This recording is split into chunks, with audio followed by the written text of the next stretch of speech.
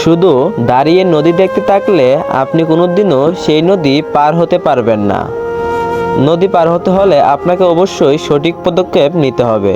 স্বপ্ন দেখতে জানলে জীবনের কাঁটাগুলো গোলাপ হয়ে ধরা দেয়। যদি আপনি চান কোনো কাজ ভালোভাবে হোক, তাহলে সেটি নিজে করুন।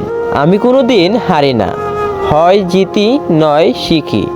একজন বিশ্বাসী বন্ধু হাজারটা আত্মীয়ের সমান। একজন মূর্খ ব্যক্তি নিজে তার যতটা ক্ষতি করে, শত্রুরাও তার ততটা ক্ষতি করতে পারে না।